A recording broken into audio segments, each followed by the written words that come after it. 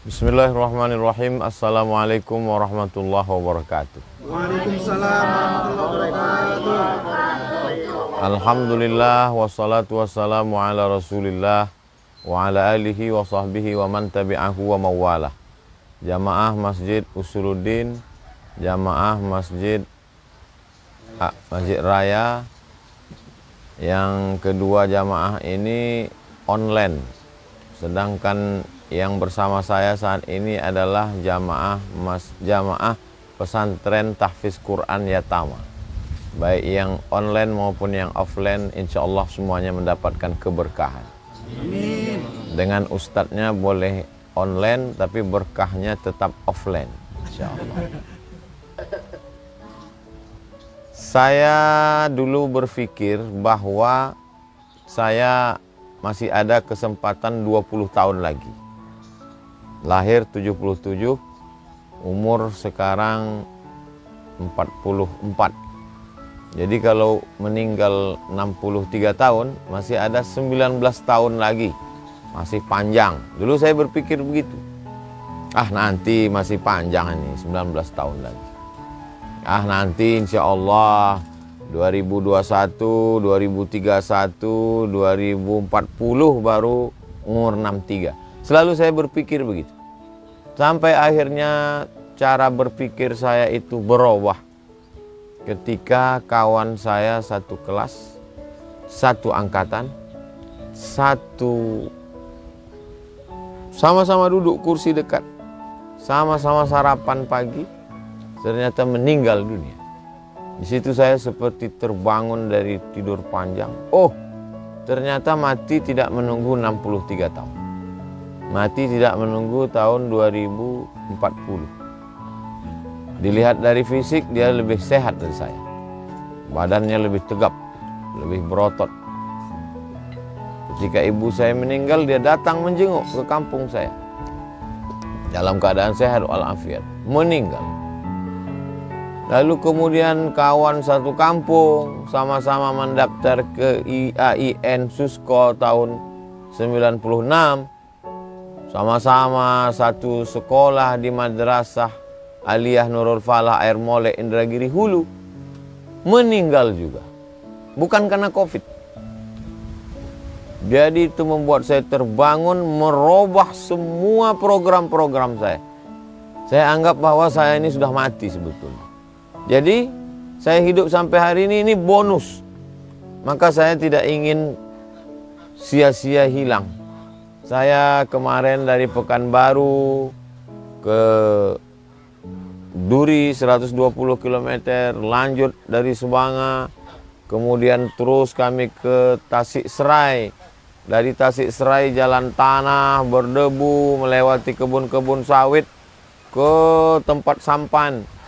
Naik sampan kecil melewati danau, lewat lagi Sungai Siak kecil sampai ke Bagan Benio. Menginap di sana satu malam, mengendorse untuk peletakan batu pertama sekolah Madrasah Sanawiyah. Lalu kemudian tadi pulang nih sampai ke Duri.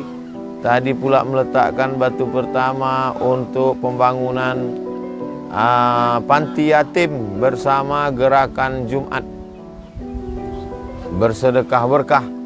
Lalu kemudian meresmikan cabang Yayasan Tabung Wakaf Umat cabang Duri. Lalu kemudian hari ini petang hadir di pesantren tahfiz Quran Yatama dan bertemu. Saya ingin pertama, tidak ada waktu ini yang hilang karena sebetulnya saya sudah mati. Kalau dibandingkan dengan kawan-kawan saya itu, sebetulnya saya sudah mati. Maka sisa hidup ini mesti dimanfaatkan. Saya tidak sedang menceramahi Bapak Ibu Saudaraku. Saya sedang mengingatkan diri saya sendiri bahwa kita semuanya akan mati, manfaatkanlah waktu ini. Saya menganggap ibu saya itu umurnya masih panjang karena kakaknya masih hidup 85 tahun. Sampai hari ini masih hidup. Jarak ibu saya dengan kakaknya 11 tahun. Jadi saya menganggap nantilah. Ternyata meninggal. Tak dapat dijemput balik. Berlalu begitu saja. Kalaulah, ini kalau berkalau-kalau. Kalaulah bisa hidup lagi, mungkin saya akan mengambil libur seminggu. Jalan-jalan ke Malaka, jalan-jalan ke Singapura, Saya menganggap dia masih sehat nih. Jadi saya sedang mengadukan kekesalan saya. Mengapa saya tidak berbakti kepada orang tua lebih. Saya sibuk pergi ke sana sampai tidak pernah di Pekanbaru. Senin, Selasa, Rabu, Kamis, Jumat. Habis selesai Makassar, masuk ke Balikpapan, terbang ke Papua, pergi ke Jakarta, pergi ke Bandung. Karena saya pikir ini orang tua masih panjang umurnya. Ternyata sedang di Madura, meninggal. Tersadar dari tidur lelap panjang. Oh, maka yang masih punya orang tua, libur sejenak. Karena ada masanya kita terasa hampa, tak ada gunanya, tak ada maknanya lagi. Jadi saya sedang bercerita tentang kerisauan, tentang kegelisahan, tentang kekecewaan. Supaya kawan-kawan, sahabat-sahabat dapat melakukan yang lebih baik dari yang pernah saya lakukan. Saya sudah lakukan yang terbaik. Saya belikan apa yang dia suka, makanan, pakaian, tapi tidak. Seandainya saya berpikir bahwa besok dia akan meninggal, tentu saya tidak melakukan seperti yang saya lakukan. Saya berpikir bahwa dia akan meninggal seperti kakaknya, masih ada 15 tahun lagi. Bahkan saya berpikir nanti mak akan mengantar cucu yang pertama ini, kita akan ke Kairo. Padahal keponakan saya yang mau diantar itu masih kelas 2 sanawiyah. Jadi saya berpikir terlalu panjang, terlalu jauh. Padahal kematian begitu dekat. Jadi yang masih punya ibu, yang masih punya saudara, manfaatkan, ambil waktu, space, berhenti sejenak dari perjalanan hidup yang menjemukan, melelahkan ini. Ada waktu untuk keluarga, ada waktu untuk anak-anak, ada waktu untuk orang tua. Sehingga bukan berarti setelah meninggal dunia kita tidak bisa berbakti, bisa. Sampai hari ini saya masih tetap buat program sembako, 1 bulan 200 paket. Masih tetap buat macam-macam program. Yayasan pun saya buat nama almarhumah, Yayasan Hajah Rohana Berbagi. Yayasan pendidikan, ada tahfiz Quran gratis. Tapi alangkah indahnya kalau dia masih hidup. Alangkah nikmatnya kalau dia ada. Dia ada, cuman kita tak bisa merasakannya. Mereka sebetulnya tidak pernah mati. Mereka itu tetap hidup. Hanya saja kita tak bisa merasakannya. Poin yang pertama, bahwa setiap umur kita ini kita anggap ini bonus dari Allah SWT. Poin yang kedua, manfaatkanlah waktu untuk keluarga, untuk orang tua, untuk anak, untuk sahabat-sahabat, untuk kawan-kawan. Karena berapa banyak ketika kita dapat kabar mereka meninggal, kita berandai-andai. Andailah dulu dia kita undang ke rumah makan, andailah dulu kita sempat jalan-jalan, andailah dulu kita sempat. Tapi semuanya hanya tinggal kenangan saja. Maka saya selalu memanfaatkan momen-momen untuk bertemu dengan sahabat-sahabat, kawan-kawan. Karena ada masanya nanti semua itu hanya tinggal penyesalan saja. Apa yang bisa kita lakukan di sisa-sisa umur yang dititipkan Allah Subhanahu wa Ta'ala? Kalau ada tanah, buatlah tanah itu sebagian untuk ahli waris, untuk istri, untuk anak, untuk ahli waris. Tidak boleh semuanya kuserahkan untuk agama Allah. Kata Nabi tidak. Mesti ada untuk ahli waris, tapi ada sebagiannya untuk bangun masjid. Kebetulan lokasi tempat saya tausiah ini di sebelah kiri ada tanah tempat bangun masjid.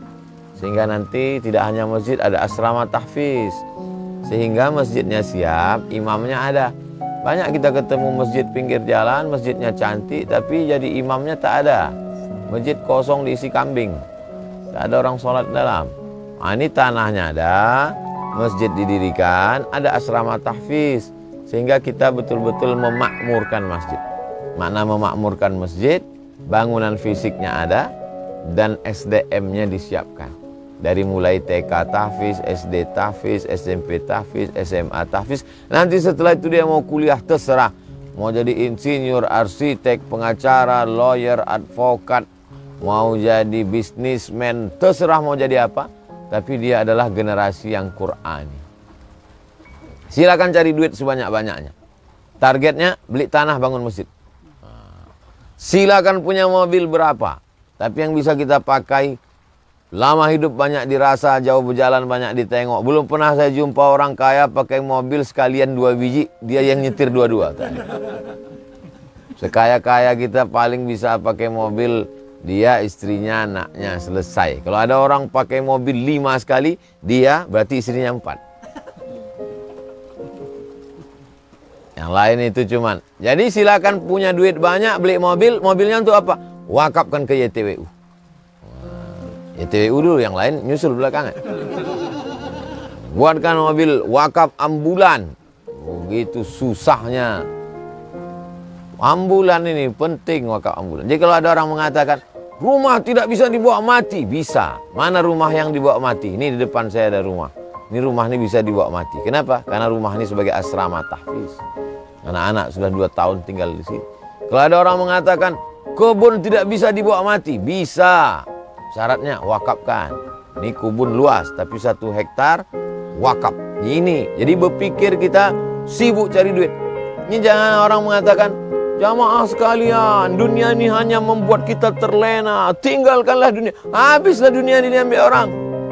Umat Islam menjadi fakir, miskin, susah, melarat. Gara-gara ustadz yang model beginilah. Ini pembodohan luar biasa. Ustadz mesti berkata, umat Islam mesti punya ruko. Umat Islam mesti punya mobil. Umat Islam mesti punya tanah. Umat Islam mesti punya kebun karet sejauh mata memandang. Tapi sebagiannya diwakafkan untuk agama Allah. Itu baru. Antada awarasataka aghnia. Kau tinggalkan anak-anakmu dalam keadaan aghnia, kaya.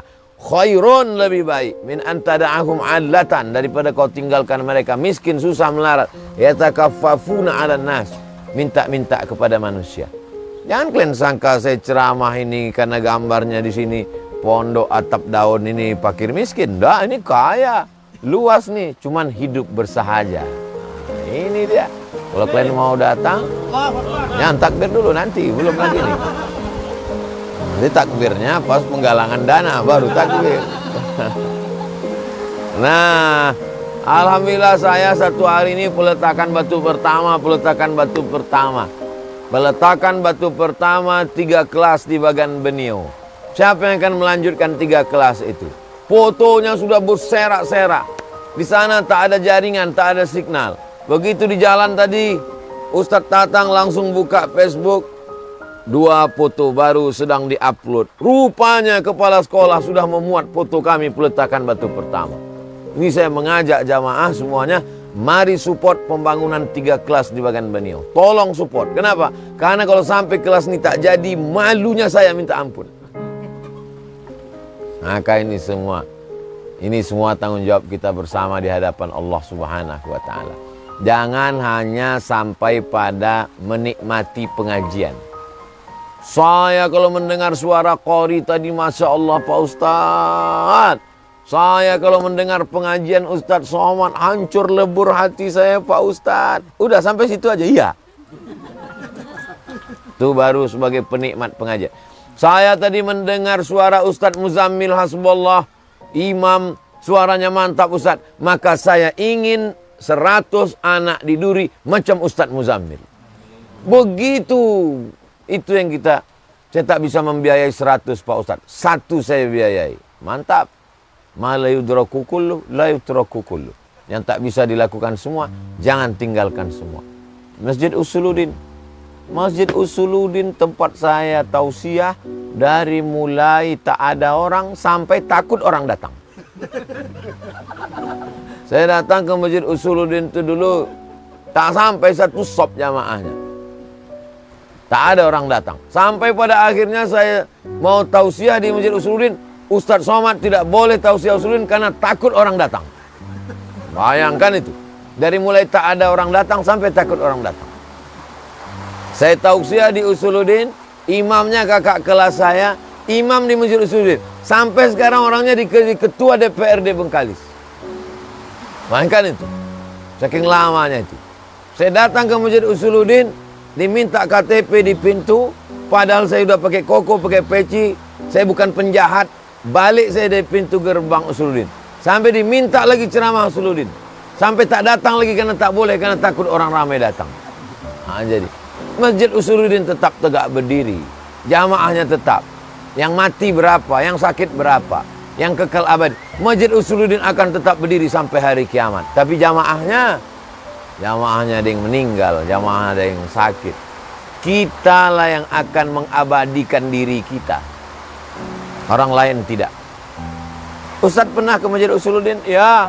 Mana imamnya? Imamnya sekarang sudah berprestasi. Dulu menjadi imam di masjid, sekarang menjadi imam.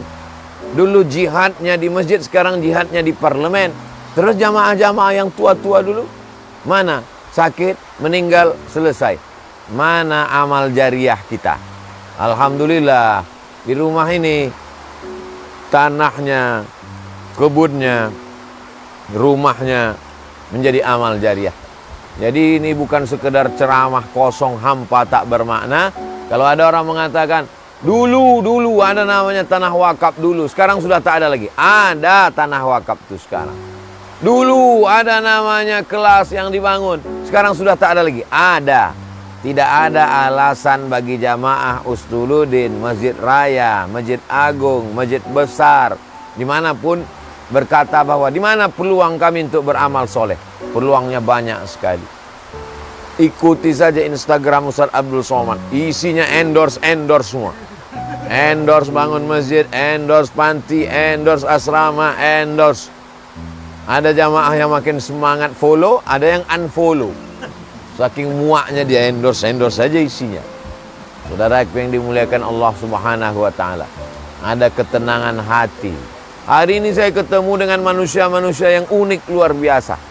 Tadi ketemu dengan bapak-bapak punya pecel lele. Ustaz Somad mampir ke pecel lele saya, sambalnya hijau. Dalam hati saya, sambal hijau di Pekanbaru banyak. Apa bedanya? Di pecel lele tempat saya, anak yatim gratis, tahfiz Quran gratis, santri gratis. Sejak saya buat ini Pak Ustadz, pelanggan makin ramai banyak. Oh, manusia unik, gayanya biasa saja. Bukan ustadz, bukan ulama, tapi boleh jadi dia lebih dulu masuk surga dari Ustadz Abdul Somad. Selesai dari sana, datang kemari, ketemu lagi manusia unik. Ini kebun luas sawit, tapi ada dikhususkan untuk wakaf, ditinggalkan menjadi agama Allah. Ini ada ditempatkan khusus. Dan ternyata hadis yang lama sudah saya baca. Apa dia? Dawu mardakum bis sodaqoh. Obatilah orang yang sakit di antara kamu dengan sodakoh. Hadisnya sudah lama dibaca. Hari ini istri dari jamaah kita sakit, ternyata sembuh.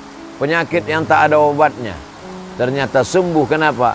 Karena keutamaan sodakoh. Yang tak percaya, datang kemari, tengok, saksikan sendiri.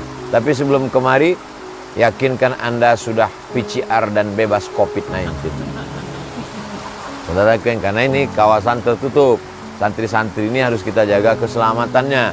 Tapi saya ingin mengatakan, ajaran agama Islam itu bukan omong kosong, bukan hampa, bukan tak ada makna, bukan hanya torehan tinta kertas di atas tinta, pena di atas kertas kosong. Enggak. Mana buktinya? Apa yang dilakukan hari ini bukti bahwa Islam itu nyata. Mana masjid, mana sedekah, mana wakaf. Nih dia, nyata, ada orangnya. Mana penyakit bisa diobati dengan sedekah. Nih, ada orangnya, hidup sampai hari. Tinggal kita mau membuka mata, membuka telinga, membuka hati dan pikiran. Sementara malaikat maut datang mencabut nyawa kita, insya Allah. Jamaah yang ada di Usuluddin, yang berada offline di pesantren tahfiz Quran Yatama, ada orang yang bingung mencari ketenangan. Pergi ke diskotik tak tenang, minum khamar tak tenang, pakai sabu tak tenang, ditangkap polisi baru agak tenang sedikit. Pakai lagi narkoba tak tenang, tertangkap lagi malu tak tenang, stres, depresi. mau bunuh diri, takut. Ketenangan itu berada ketika kau kembali ke jalan Allah. Yang sudah lari terlalu jauh dari jalan Allah, rusak hubungan dengan manusia, putus asa dengan kasih sayang Allah, baliklah ke jalan Allah Subhanahu wa taala. Dekati lagi pondok pesantren. Kembali ke masjid, kembali ke pengajian. Kalau takut langsung ke masjid, ikuti pengajian online. Cari, ada Ustadz Adi Hidayat, ada Ustadz Fulan, ada Buya Yahya, ada guru-guru kita. Ikuti, follow, ikuti kajian mereka. Nanti membuka pintu hati sebelum tidur malam, tonton. Terbuka pintu hati. Perlahan-lahan mulai berani ke masjid. Karena banyak orang takut ke masjid. Karena di depan masjid itu diletakkan pengurus masjid pula keranda di situ. Kendaraan jenazah, makin takutlah dia. Ada kawannya taubat 2 hari ke masjid, mati pula. Itulah yang membuat dia takut. Jadi kita tidak menakut-nakuti orang. Kita awali dari pengajian online. Banyak orang tua yang risau dengan online ini. Sudah tak sanggup lagi anaknya, sudah tak sanggup lagi. 48% orang tua berharap, hampir 50, lebih di atas 50%. Orang tua berharap supaya anak ini offline, segera masuk kelas. Akhirnya perlahan-lahan sudah mulai. Tapi ternyata pesantren tahfiz Quran tidak ada online. Karena mereka menyetorkan Al-Quran ke guru, mesti mendengarkan bacaan, dan ini berjalan sehat walafiat karena rahmat Allah Subhanahu wa taala.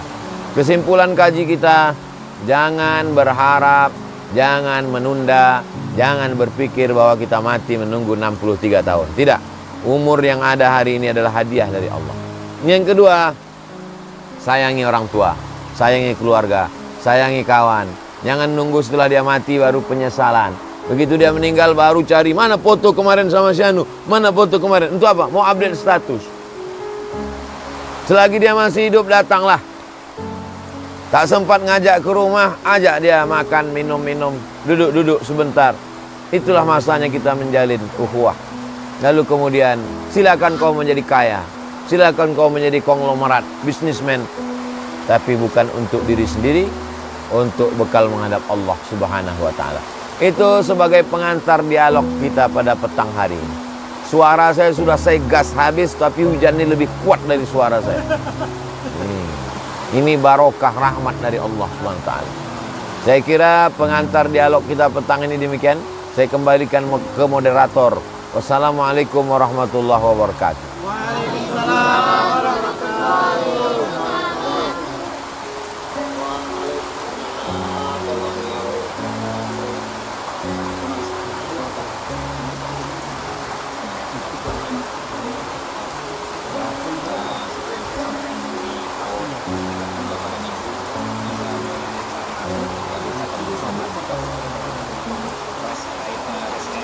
ataupun melalui kontak.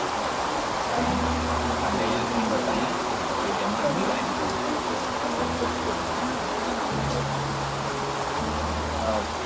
Mungkin untuk mengawali pertanyaan kepada Bapak, ini dari saya Waisan. Apakah saya jelas di situ? Bisa dekatkan sedikit biar suaranya.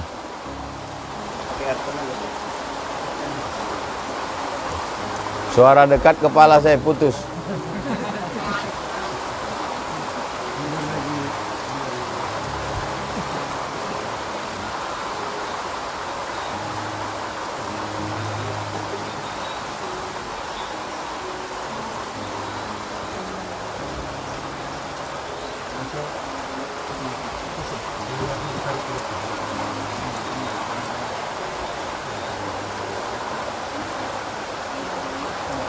Bisa diulang, Pak. Bisa diulang.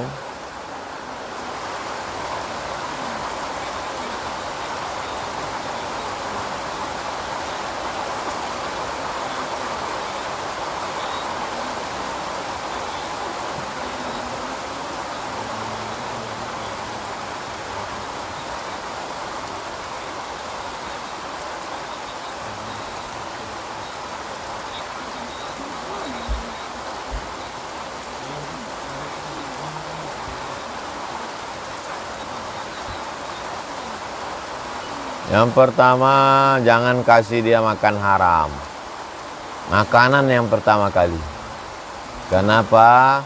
Nabi Muhammad SAW itu disusukan kepada perempuan-perempuan yang baik. Halimatus Sa'diyah, Suwaibah al-Aslamiyah, Aminah. Makanan sangat berpengaruh. Atib mata'amak. Jangan kasih anak makan hasil korupsi. Jangan kasih anak makan hasil tipu-tipu, bohong, curang. Darah setetes masuk ke jantungnya, naik ke otak, otaknya hitam. Otak yang dikasih makan haram tak bisa ngapal Quran. Kalaupun ada Quran tidak memberikan cahaya. Al-ilmu nurun. Ilmu itu cahaya. Wa nurullah la yuhda lil 'asi. Cahaya tidak diberikan kepada orang yang melakukan dosa. Bukan kenakalan remaja, kenakalan orang tua karena memberi anak makan haram. Ini poin yang pertama. Yang kedua, masukkan dia ke lembaga pendidikan Islam. TK Islam, TK Quran, SD Quran, SMP Quran, SMA Quran. TK Quran, SD Quran, SMP Quran, SMA Quran. Masalah nanti sekolah terserah. Saya tidak paksa anak saya, keponakan saya mesti ke Al-Azhar, Kairo, Mesir jadi ustadz macam saya. Kalau memang dia tak bakat, bagaimana mau maksa dia? Kau mesti ke Mesir, macam aku. Kebetulan misalnya dia tak punya bakat menghadapi orang banyak, menggigil, stres dia, terjun dia ke Sungai Nil. Kau mesti ke Mesir macam aku, dia tak bakat. Kita paksa dia ke Mesir, dia mau ke ITB, dia mau ke UI, dia mau ke UGM. Mungkin aja dia mau ke IKJ, Institut Kesenian Jakarta. Silakan dia masuk IKJ. Tapi nanti tamat dia akan buat sinetron religi. Ketika cinta bertasbih udah. Ketika cinta bertakbir belum. Buat. Ketika cinta bertalbiyah. Terserah dia mau jadi apa. Dia mau jadi arsitek, aku tak mau jadi ustadz pak, aku mau jadi arsitek. Silakan kau jadi arsitek. Tapi nanti kalau kau mau menggambar 5 masjid, yang 1 gratis. Sekarang banyak arsitek tak ngaji, dia gambar masjid, WC ke arah kiblat. WC masjid menghadap ke kiblat, itu menunjukkan arsiteknya tak mengaji. Alhamdulillah, ada Ustadz Subhan, arsitek, tamat pesantren, menggambar cantik. Kenapa? Karena dia santri. Nah jadi pola pikir ini mesti diluruskan. Banyak saya ketemu bapak-bapak, Ustadz Somad, gimana ngirim anak saya ke Kairo? Yang mau ke Kairo ini bapak apa anaknya? Saya Pak Ustadz. Bapak aja berangkat ke Kairo. Orang bapak yang mau kok. Kalau Ustadz dulu saya yang minta. Saya tamat sanawiyah, pergi saya menjumpai imam Masjid Raya Medan. Habis subuh datang saya ke rumahnya. Ustadz aku mau ke Arab. Ketawa dia, kau selesaikan dulu sekolahmu. Memang saya minta, memang saya yang mau. Jadi kalau anak kita tak mau, jangan. Kita ikuti kemauan dia. Tapi yang 4 ini basicnya mesti agama. TK Quran, SD Quran, SMP Quran, SMA Quran. Mesti. Yang keempat, doa. Makan halal udah. Pendidikan Islami sudah. Doa orang tua. Ini banyak orang tua sekarang tak mendoakan anak. Assalamualaikum warahmatullahi wabarakatuh. Assalamualaikum warahmatullahi wabarakatuh. Hidup remote, nonton drama Korea belum selesai. Anak-anak tak didoakan. Terlambat tidur malam, subuh ketinggalan, tak berdoa malam. Doakan anak-anak kita. Doakan. Jadi orang tua amat sangat penting. 3 ini aja, tak usah banyak-banyak. Kasih makan halal, pendidikan TK Quran, SD Quran, SMP Quran, SMA Quran. Doakan dia jangan sampai putus. Kirimkan Al-Fatihah. Solawat banyak-banyak. Berkat Fatihah, berkat solawat, berkat baca Yasin, berkat baca Quran. Jadikan anakku ini anak yang soleh ya Allah. Doa ibu luar biasa. Doa ibu luar biasa. Doa ibu luar biasa. Ibu mengadu sama Allah. Di sujud terakhir minta. Jaga anakku dari narkoba ya Allah. Jangan sampai anakku LGBT ya Allah. Jangan sampai anakku diganggu. Laki-laki pakai santet, sihir, pelet ya Allah. Jangan. Pakai bahasa kita. Kita bukan baca doa, kita berdoa. Banyak orang sekarang baca doa, dia tak berdoa. Berdoa, minta kepada Allah SWT. Minta sesungguh-sungguh hati, teteskan air mata. Ibu-ibu, emak-emak mesti mengadu kepada Allah. Jangan lagi mengadu ke Facebook. Mark Zuckerberg sudah bolak-balik mengatakan jangan lagi berdoa ke saya, kata Mark Zuckerberg. Aku tak sanggup mengabulkan doa kalian mak-mak, kata dia. Nah, jadi jangan lagi kita mendoa, semoga anak saya jadi anak yang soleh ya. Langsung di komen sama kawan-kawannya di bawah. Amin, amin, amin, amin, amin, amin. Bukan itu doa kita. Doa kita adalah saat munajat kepada Allah. Insya Allah yang 3 ini anak kita selamat dunia akhirat insya Allah. Amin. Demikian, wallahu a'lam.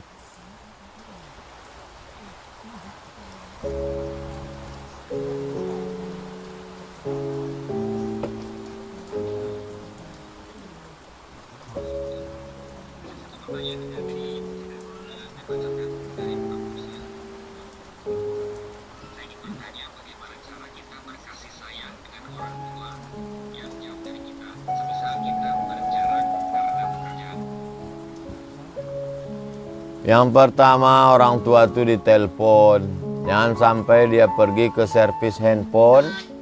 Dia tanya, mas, handphone saya rusak. Kata tukang servis, handphonenya bagus bu, anak ibu yang error. Karena tak pernah menelpon. Telepon dia, video call, apa kabar, sehat. Kirim berita-berita yang menyenangkan hatinya. Kadang anak-anak ini pas senang lupa, waktu susah baru dia kirim berita susah. Nah ini yang pertama, hubungi, komunikasi. Yang kedua, kirim.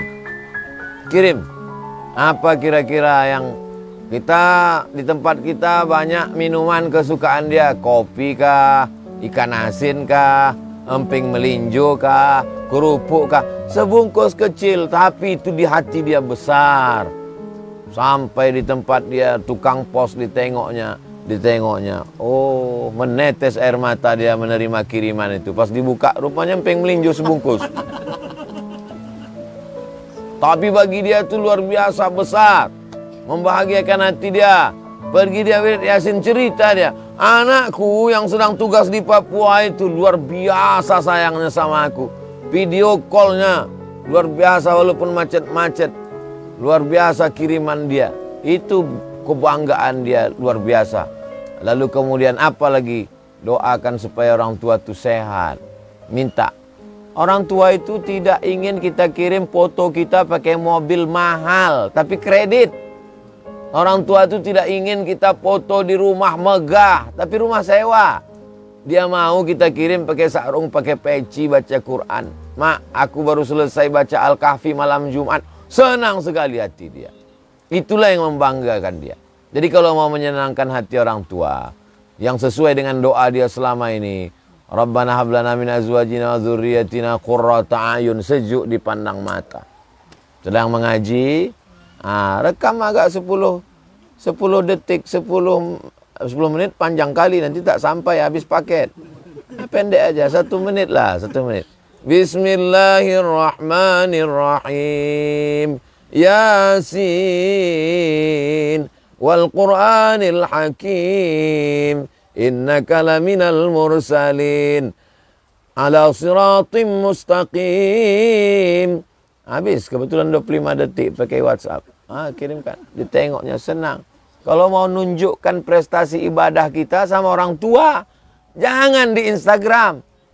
Ini di Instagram, sholat live. Apa orang tua? Tunjukkan ke orang tua. Saudaraku yang berada di perantauan mencari nafkah, itulah cara membahagiakan orang tuamu.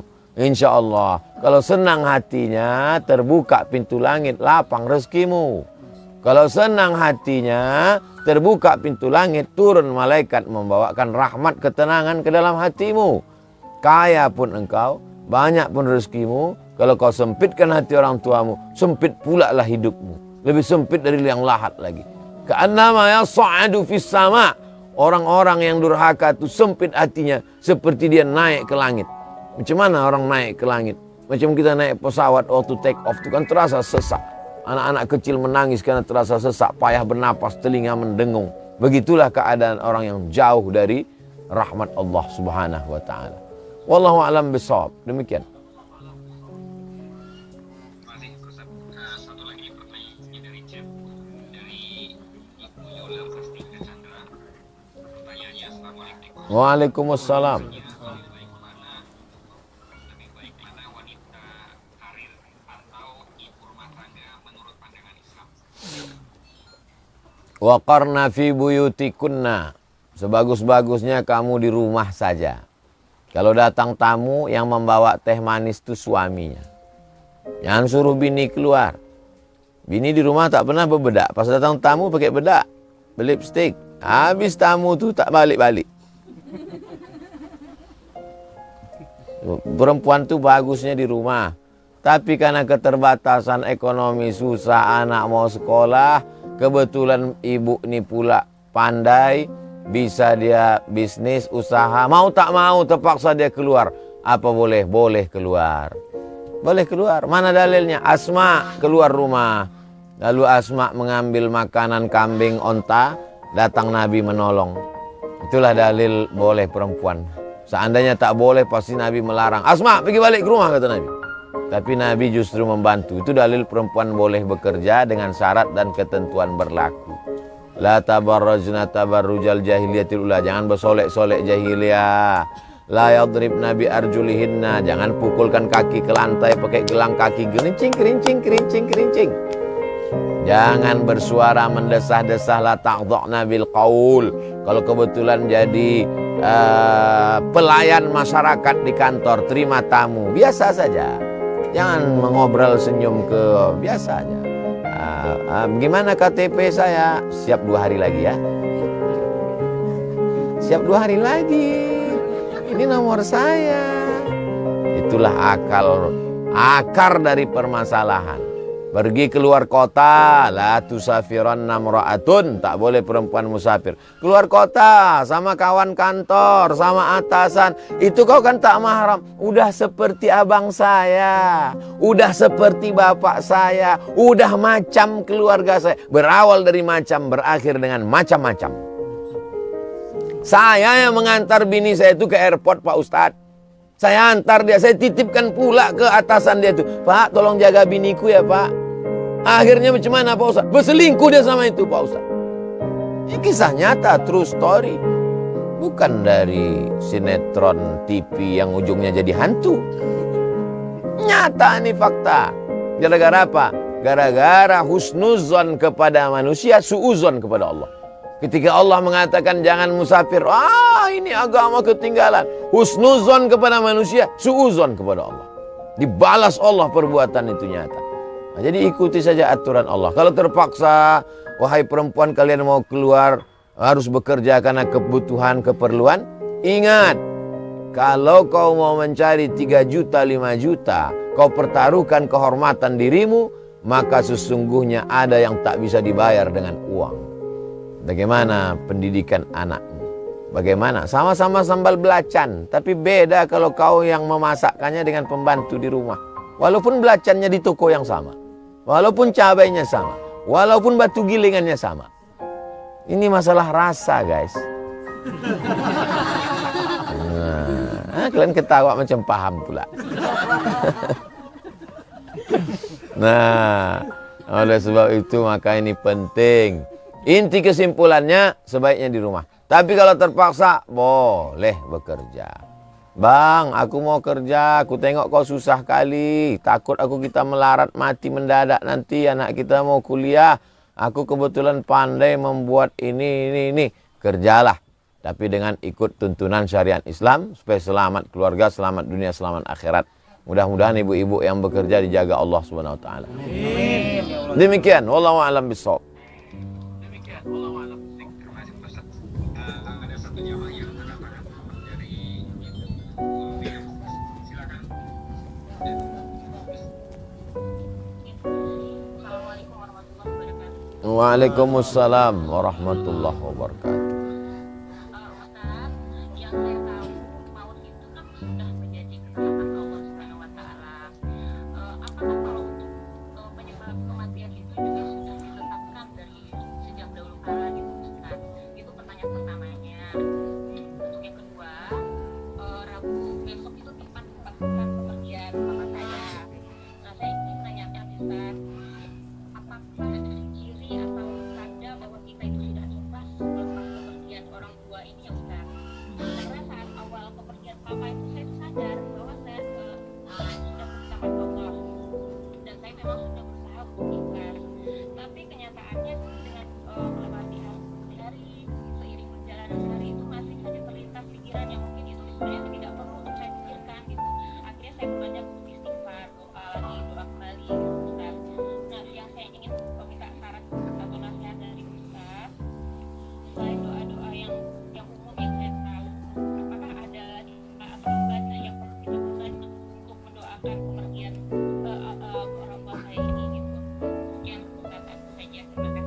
Waalaikumsalam warahmatullahi wabarakatuh.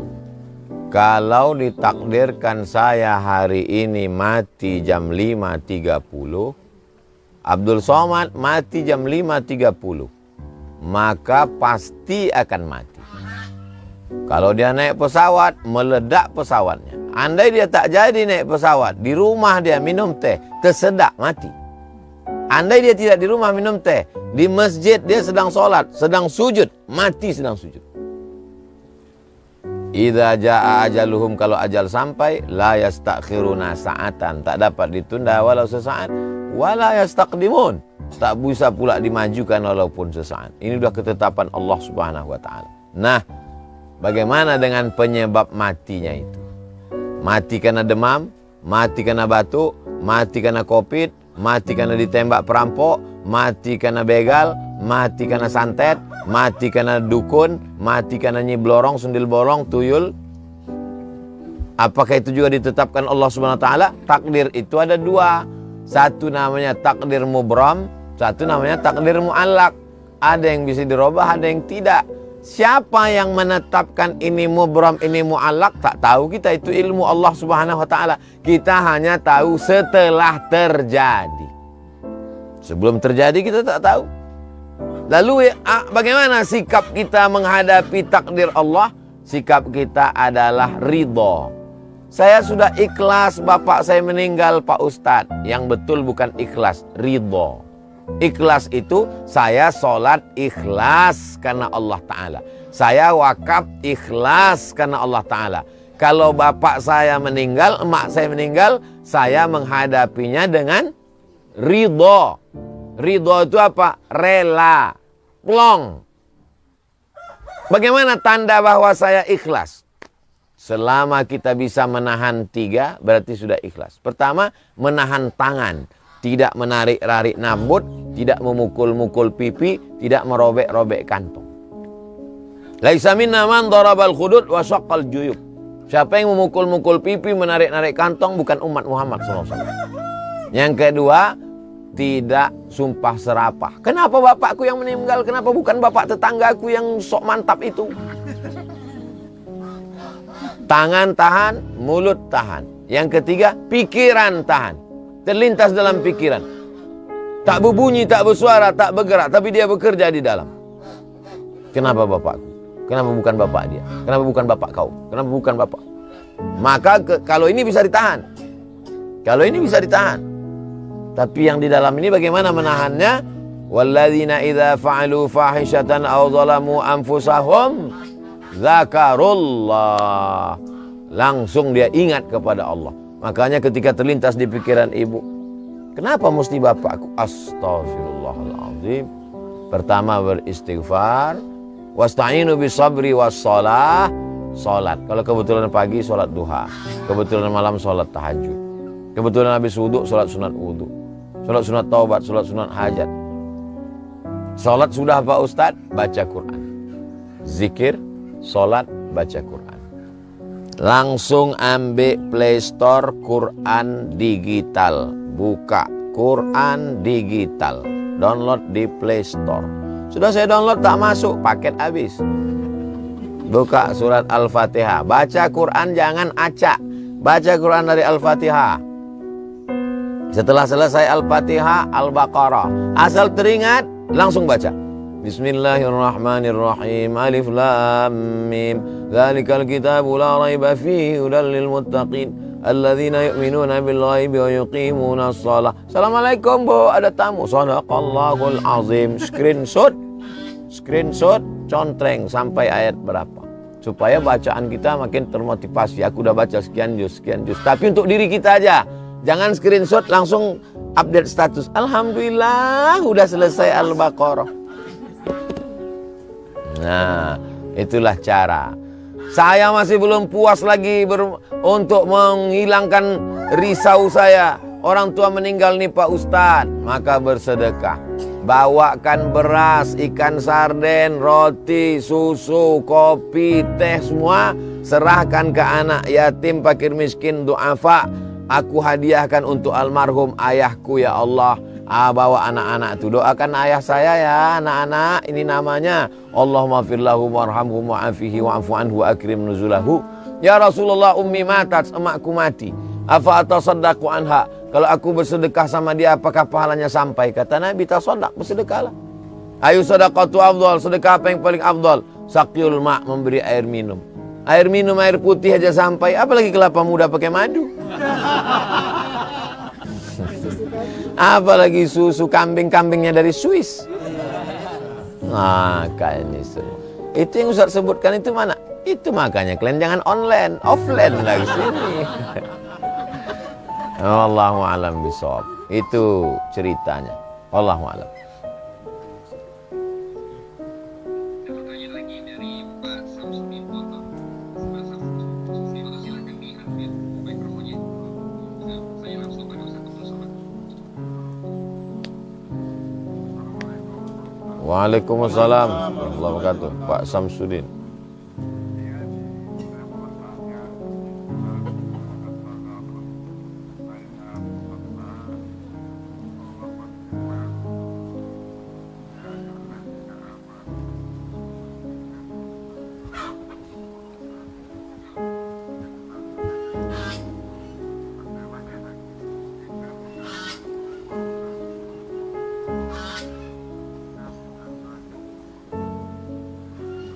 Aduan lakum.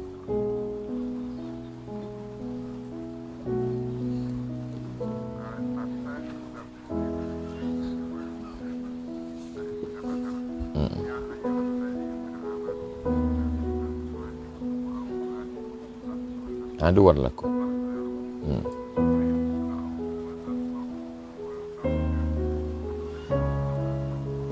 Ya.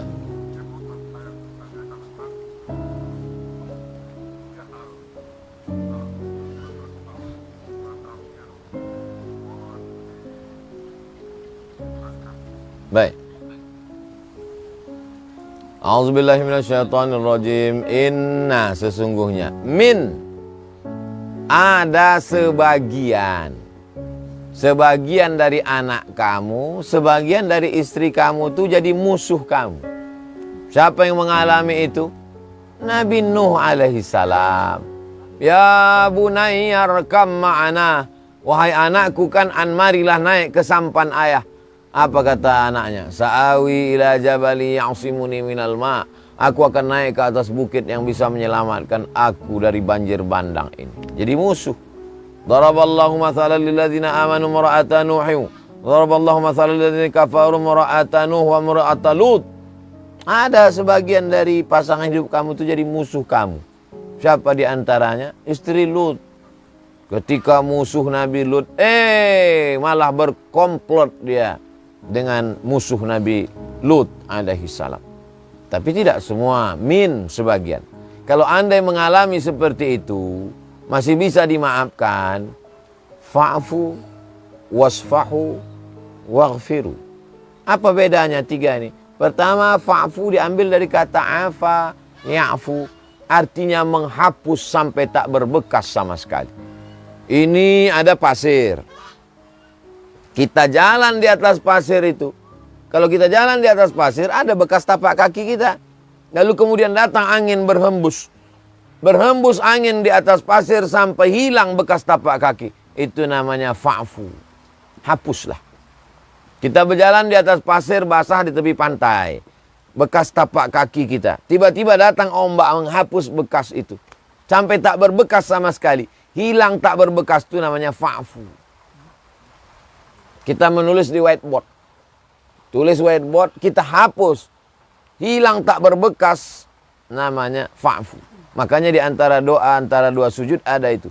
Rabbi fili warhamni wajburni warfa'ni warzuqni wahdini wa'afini wa'fu. Hapuskan. Sampai tak berbekas sama sekali. Ini level yang paling tinggi. Nabi-nabi, wali-wali itu fa'fu. Tak berbekas sama sekali. Lalu kemudian di bawah level itu wasfahu.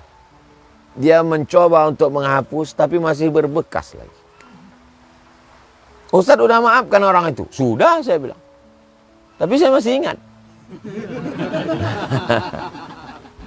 Berusaha untuk menghapus tapi tak terhapus. Masih berat. Baru kemudian level yang paling bawah, ghafara yaghfiru ghufran. Ada dalam doa, Rabbighfirli.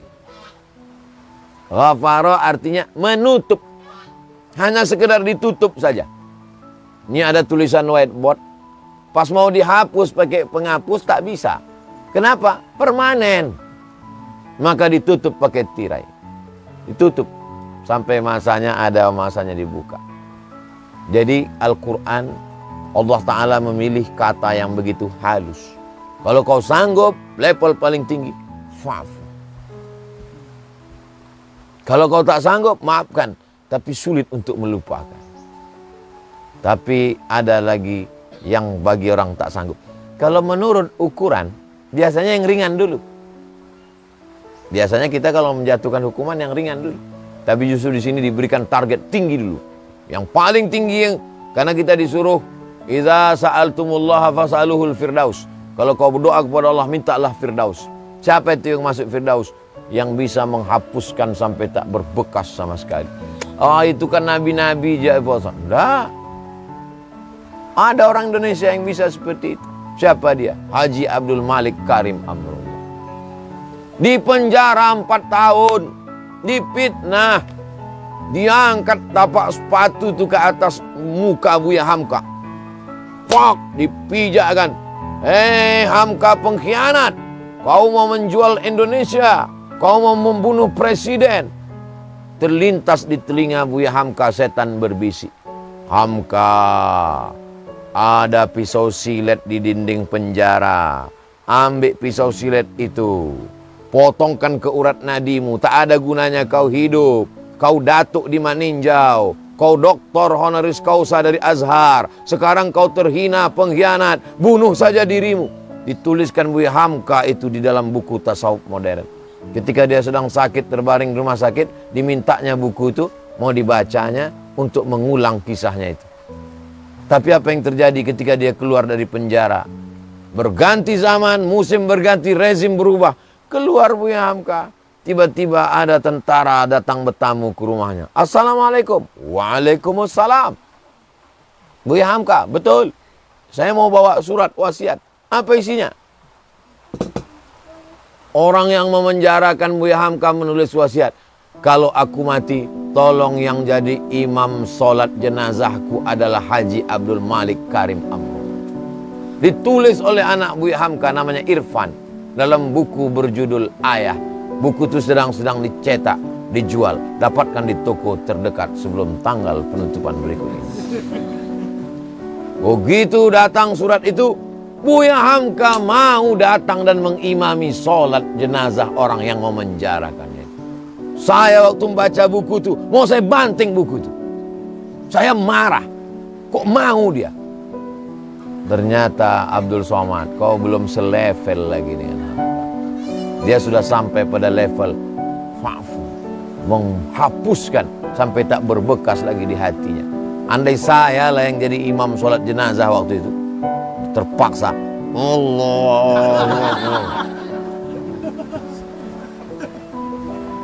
Buya Hamka, Masya Allah, bisa dihapuskan. Bersih hatinya, bersih luar biasa. Difitnah dia. Dia menulis novel. Buya Hamka itu penulis novel luar biasa. Tenggelamnya kapal Pandarwik di bawah lindungan Ka'bah. Tiba-tiba difitnah, katanya dia plagiat dari Al-Manfaluti, penulis novel di Mesir. Yang memfitnah itu namanya Pramudia Anantatur, penulis dari PKI, komunis. Hari berganti, musim berubah. Selesai masalah itu, Buya Hamka diam, tak membalas. Fitnah-fitnah itu diam. Tak lama kemudian datanglah anak gadis perempuan namanya Astuti. Astuti itu bukan singkatan dari Astrea Tahun Tinggi. Atang Astuti membawa suaminya mu'alaf, baru masuk Islam. Assalamualaikum. Waalaikumsalam. Buya Hamka, ya, ini suami saya mau belajar Islam sama Buya. Kenapa ke saya? Karena ayah saya berpesan, nanti kalau suamimu masuk Islam, belajarnya ke Hamka. Ayahmu siapa? Ayahku Pramudia Anantatur. yang menghina, yang memfitnah Buya Hamka dulu.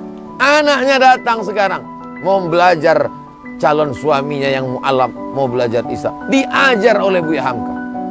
Andai saya lah, datanglah, tobatlah buzzer-buzzer tuh misalnya, tobatlah haters tuh. Lalu datang anaknya, Assalamualaikum Ustaz Somad. Waalaikumsalam. Aku anak si Anu mau belajar. Apa kau anak si hantu itu? Pergi balik kau cari Ustaz lain. Buya Hamka tuh luar biasa. Sampai dia pada level fa'fu, bisa menghapuskan sampai tak berbekas sama sekali. Wali-wali Allah yang selevel dengan itu. Wallahu a'lam bishawab.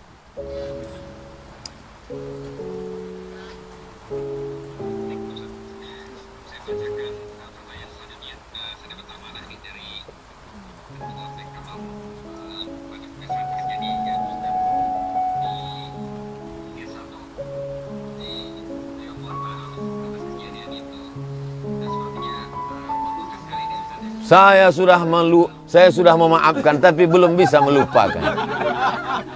Setiap saya tengok pintu gate, setiap saya tengok gitu gate Chevron tuh, masih ingat saya lagi dia mengusir saya dari situ. Kurang ajar dia itu. Saya ini bukan penjahat, bukan perampok. Pakai baju koko, nyetir sendiri dari Pekanbaru, mau mengajar pula diusirnya dari situ. Kurang ajar dia itu.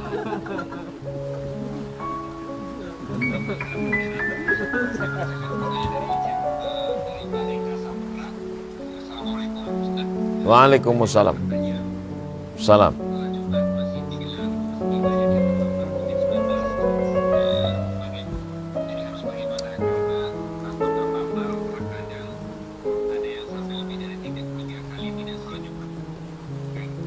Kalau di daerah itu zonanya zona hitam, maka sholat zuhur di rumah. Kalau zonanya zona kuning, sholat jaga jarak. Kalau zonanya zona hijau, maka seperti normal biasa, pakai masker, cuci tangan, hand sanitizer, jaga jarak, jangan bersalaman. Simple saja. Tapi masalahnya kadang satu kota ini pagi merah, sore bisa hijau. Saya pernah itu mau pergi ke suatu kota zona hijau. Begitu di-share Ustadz Somad akan ceramah, langsung jadi merah.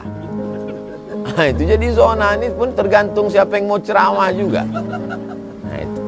Jadi kalau normal keadaannya zona merah, zona hitam, maka menolak mudarat, silakan sholat zuhur. Tapi kalau zona kuning, maka jaga jarak. Kalau zona hijau, maka pakai masker, cuci tangan, hand sanitizer, protokol kesehatan, tawakal kepada Allah. Insya Allah Allah akan menjaga. Simple. Wallahu a'lam bishawab.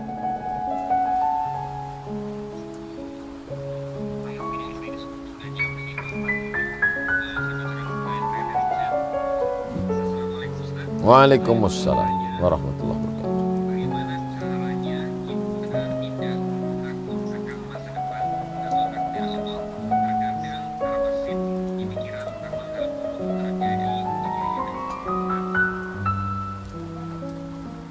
Ada orang sedang galau, datang bertemu dengan Imam Ibrahim bin Adham. Satu riwayat menyebut Imam Al-Hasan Al-Basri. Aku sedang risau Imam dengan kehidupan. Lalu ditanya dengan 3 pertanyaan. Bukankah umur itu ketetapan Allah, satu pun tak ada yang bisa merubahnya? Betul. Bukankah rezeki itu ketetapan Allah, satu pun tak ada yang bisa merubahnya? Betul. Bukankah semua kejadian di alam semesta ini diatur oleh Allah, satu pun tak ada yang bisa merubahnya? Betul. Lalu kenapa galau? Saya ulang sekali lagi. Bukankah umur itu pengaturan Allah, satu pun tak ada yang bisa merubahnya? Betul. Bukankah rezeki itu diatur Allah, satu pun tak ada yang bisa merubahnya? Betul. Bukankah segala kejadian di alam semesta ini pengaturan Allah, satu pun tak ada yang bisa merubahnya? Betul. Lalu kenapa galau? Maka kalau sedang galau, susah, tanyakan 3 pertanyaan itu, jawab sendiri. Tapi kan yang mudah itu bicara. Yang mudah itu kan ngomong. Kalau pas sedang ngalami, izhuma fil ghari ketika mereka berdua di dalam gua. Nabi Muhammad SAW dengan Abu Bakar Siddiq.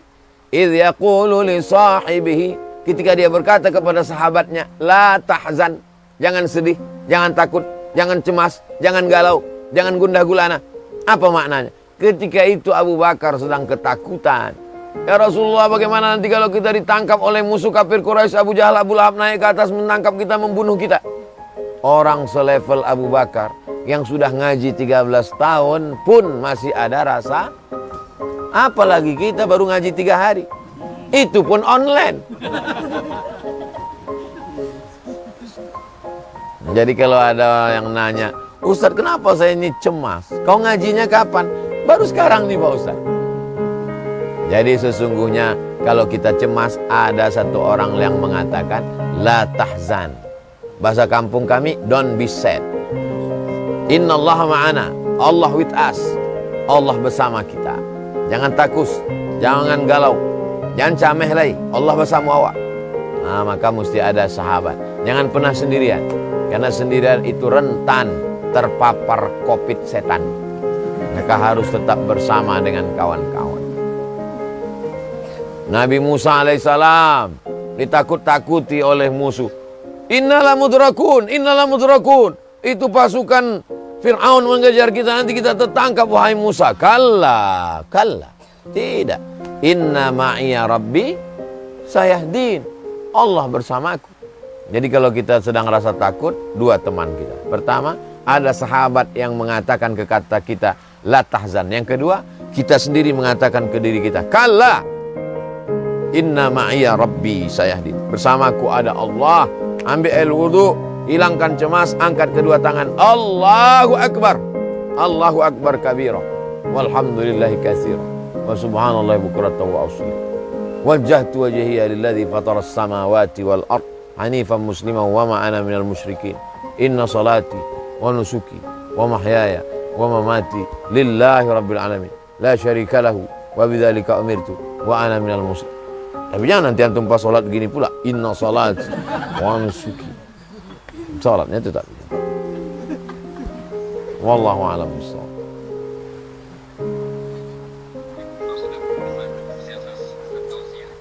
Barakallahu fikum.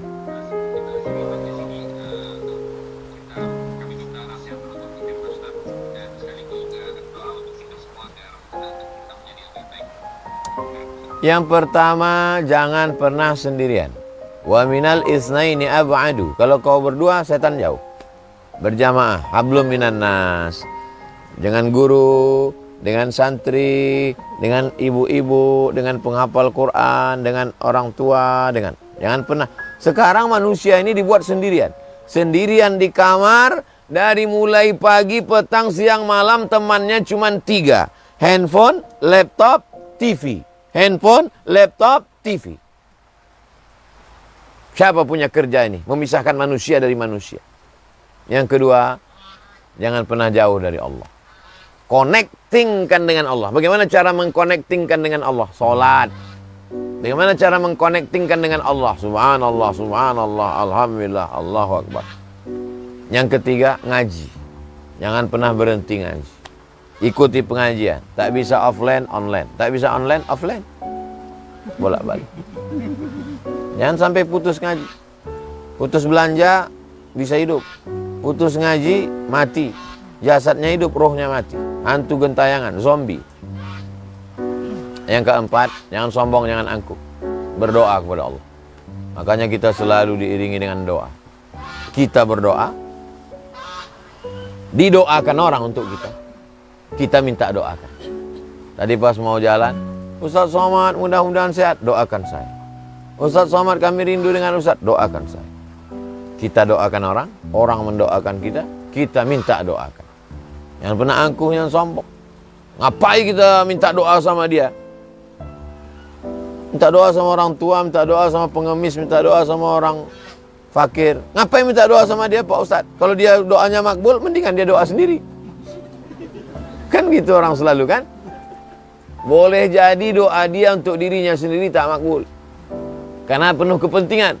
Tapi doa dia untuk orang lain pasti dikabulkan Allah. Kenapa? Karena dia berdoa atas dasar cinta. Karena dia berdoa. Boleh jadi doa saya untuk diri saya sendiri tak dikabulkan Allah. Tapi doa saya untuk saudara saya. Ya Allah, ada saudaraku di Usuluddin. Istiqomahkan dia iman dan Islam. Apa kata malaikat? Amin, kabulkan doa orang. Karena dia berangkat dari ketulusan. Tak mungkin santri ini mendoakan Ustaz Abdul Somad kalau tidak didasari cinta. Orang yang mendoakan orang lain dasarnya adalah cinta, kasih sayang. Almar'u ma'a man ahab. Orang akan tetap bersama dengan siapa yang dia cintai. Makanya kita tetap bersama dengan Nabi karena kita cinta kepada Nabi Muhammad sallallahu alaihi wasallam.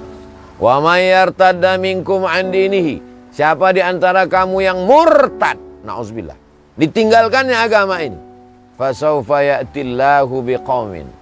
Diganti Allah orang yang murtad-murtad itu dengan sekelompok orang. Yuhibbuhum, Allah mencintai mereka. Wa yuhibbunah, mereka membalas cinta Allah. Jangan takut. Syi'anu. Mati. Oh, mati langsung.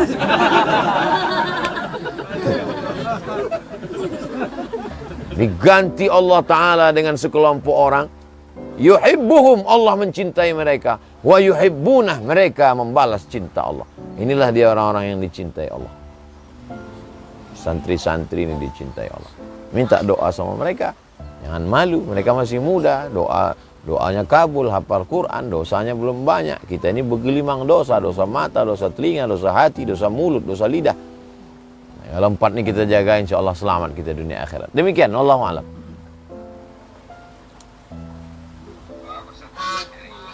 A'udzubillahi minasyaitonirrajim. Bismillahirrahmanirrahim. Alhamdulillahirabbil alamin arrahmanir rahim maliki yaumiddin. Iyyaka na'budu wa iyyaka nasta'in ihdinas siratal mustaqim. Siratal ladzina an'amta 'alaihim ghairil maghdubi 'alaihim waladdallin. Amin. Allahumma shalli ala sayyidina Muhammad wa ala ali sayyidina Muhammad. Allahumma anzilir rahmata wassalamata wal barakata ala hadhil jamaah. Turunkan keselamatan, kerahmatan, keberkahan kepada jamaah ini ya Allah. Allahumma arhamna bil Qur'an. Turunkan rahmatmu dengan kemuliaan Al-Quran. Warzuqna tilawatahu ana al-laili wa atrafan nahar.